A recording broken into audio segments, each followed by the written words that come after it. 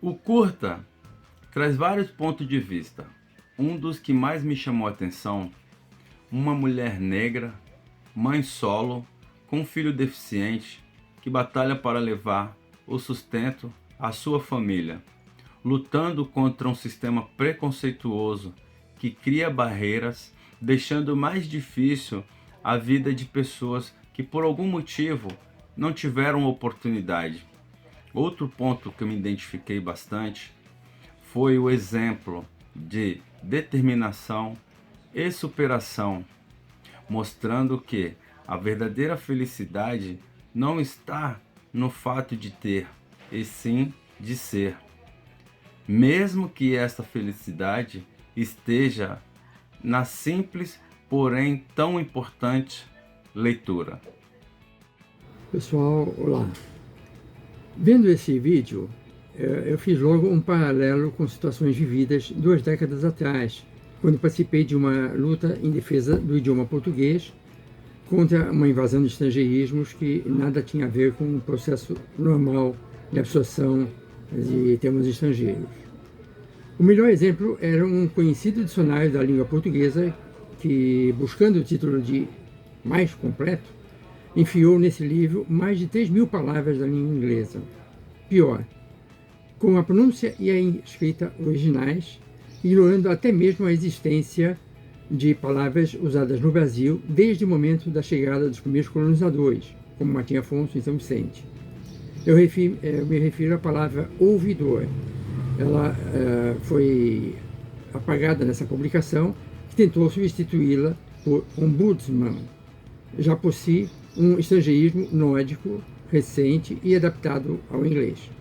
Ela ainda afirmava que o termo usado por nações mais desenvolvidas, como os Estados Unidos, ignorando que a palavra foi criada na Suécia somente em 1809, uns 300 anos depois do ofício de ouvidor ter surgido em Portugal e do primeiro ouvidor público em terras brasileiras ter chegado em 1532 na caravela de Martim Afonso, que aportou na então futura cidade paulista de São Vicente.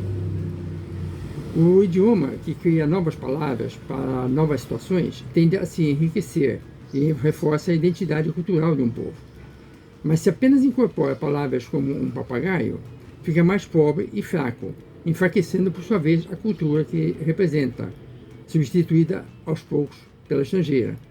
As pessoas raramente avaliam como isso se reflete na própria riqueza das nações e como as mais espertas tratam de impor seu idioma como primeiro passo para colonizar as demais. É por isso que a sensação que tive foi também positiva, de esperança, ao ver que a comunidade indígena entendeu bem a relação entre língua e identidade e a importância disso para a sobrevivência da sua cultura. Língua é identidade.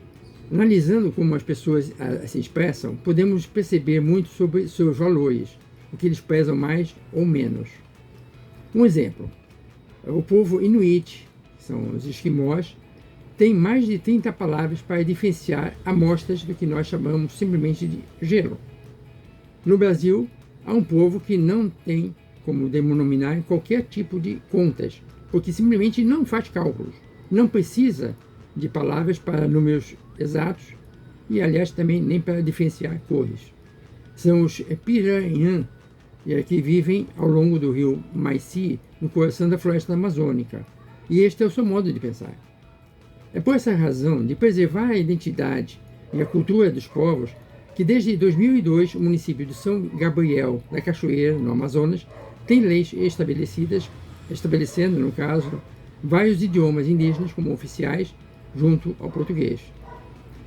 E, voltando ao tema deste vídeo, vejo que essa comunidade se preocupa em não apenas preservar, mas fazer progredir a sua língua, criando palavras próprias para denominar objetos não produzidos ou desenvolvidos por eles, como as filmadoras. Parabéns! Eles se mostram muito mais avançados que certos povos, entre aspas, civilizados, que em vez disso simplesmente importam, na verdade imitam, para as palavras, a pronúncia e a sintaxe estrangeira, como no caso dos gerundismos, o que só empobrece o nosso idioma. É isso, gente. Sobre o vídeo, línguas e território, é muito forte a questão de se perceber o quanto a educação indígena está aquém do que realmente é esperado. Embora privilegiado pela Constituição de 88 e pela LDB 9394/96, ela é privilegiada no papel, só que ainda está longe de acontecer de fato. Ela acontece, é muito linda na letra, mas ainda está longe de ser algo que torne realmente o cidadão, que respeite. Você veja que houve uma fala muito forte sobre não temos onde plantar, nós tivemos que escolher entre o território e a língua. Isso não é uma falta de respeito ao cidadão, porque é o primeiro cidadão, o primeiro habitante do país é o indígena. Eles estavam aqui quando o português aqui chegou, que quis impor a sua própria cultura. E apesar do avanço, apesar de se pensar ainda, começar a se pensar, ainda falta muito para esse respeito ainda acontecer. Eles sabem se posicionar, porém eles se tornaram minoria na sociedade, infelizmente. Então, assim, como disse a minha professora do passado, sobre história, o país que não respeita a sua história não tem um futuro. Então nós temos ainda que pensar muito e aprender com o nosso histórico, com a nossa história, que foi uma história de muitos tropeços, para termos um futuro melhor, um futuro em que realmente sejamos brasileiros, cidadãos cientes dos seus direitos e também dos seus deveres.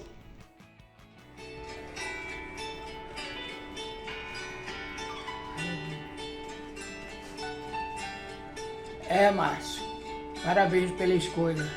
Gostei da indicação desse filme, muito bom. Então, esse filme, pelo que deu para ver na apresentação, é mais ou menos uma narrativa, uma família, né? Uma família, a dona de casa, né? A mãe, o pai dela, que está sofrendo com mal de Alzheimer, e o filho pequenininho, que é o coitadinho que acaba sendo o grande protagonista da história. Porque é o seguinte, a mãe, né, no caso, ela fica preocupada com a situação do pai, né, que tem Alzheimer e que tem que ter maiores cuidados com ele, e o filho, cuja preocupação maior é dar de alimentação para ele e fazer se distrair com o que ele não gosta. Ele gosta de ver televisão, mas aí a mãe chega lá toda hora, tira a programação do moleque e põe no jornal para o velhinho assistir. Preocupação que é normal, né? Não é mais um mal de Alzheimer. Só que aí aconteceu uma coisa interessante, que eu achei muito legal, a boa sacada de quem fez o filme. Aí é uma coisa interessante, porque aí o garotinho vendo que a mãe tirou a televisão dele, quer dizer, ele em vez de ficar vendo aquele jornal lá, jornalismo, ele pegou fotos antigas e começou a, por exemplo, virava ao contrário e fazia desenhos relacionados. Isso aí acabou chamando a atenção do avô, que aproveitou o momento que o menino tinha saído e começou a olhar os desenhos do garoto e tal, e foi trazendo a memória para ele, memória de outras épocas, né? Quando a filha casou, e várias situações. Isso acabou melhorando a situação do Alzheimer, né? Então ficou um negócio muito legal em cima disso. Só que infelizmente, né, na arte que copia a vida, o velhinho acabou morrendo e ficou aquela coisa, né? A mãe e o filho ficaram triste com a perda do avô, né, e do pai, mas em compensação saber que ele foi, mas não foi bem, ele foi numa tranquila. Bom, o que eu gostei muito no filme, logo ali, que eu acho que foi a intenção do filme, é a alegria, é a imaginação, né?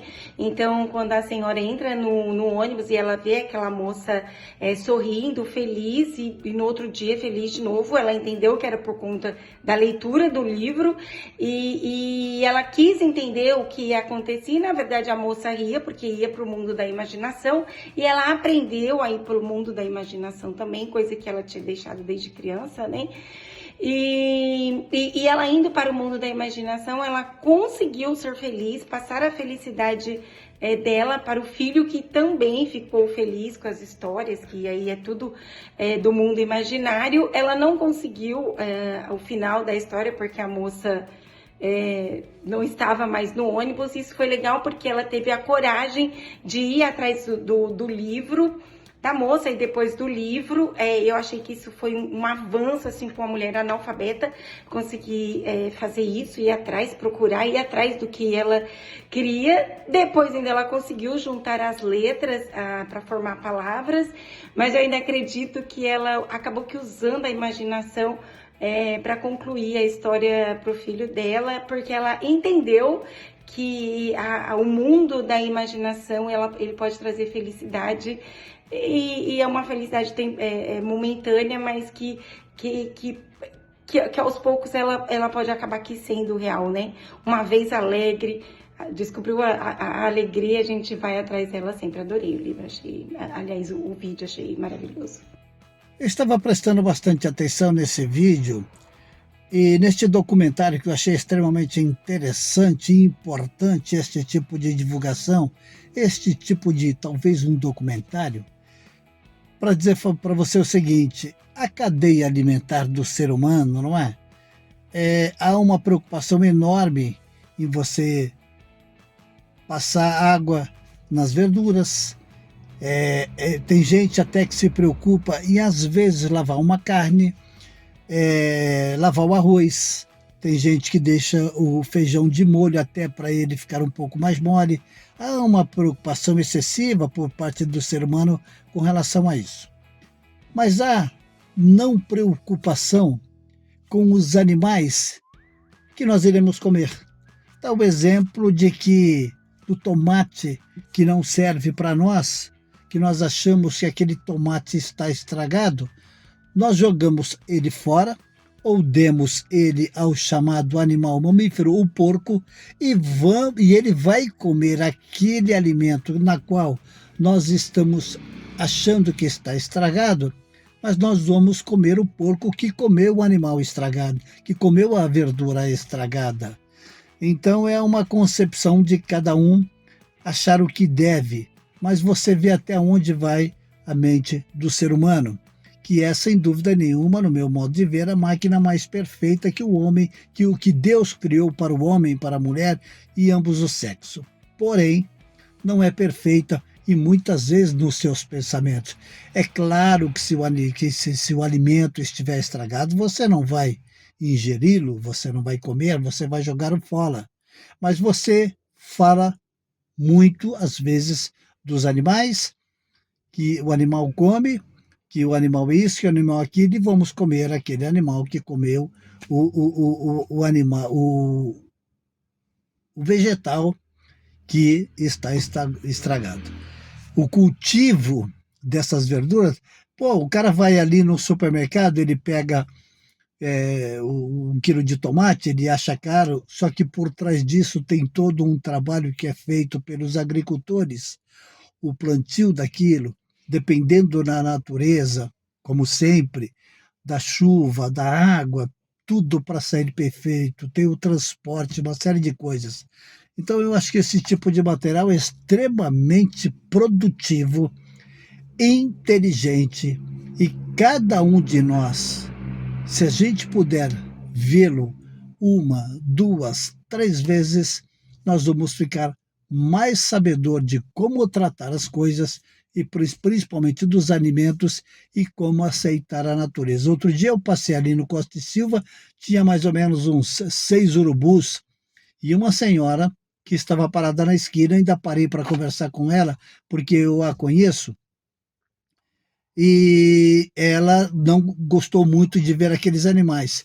mas a cadeia alimentar do urubu é para ajudar a natureza. Porque se não fosse ele, aquele resto de carne, de alimentos podres ficariam por ali e criaria um mau cheiro insuportável.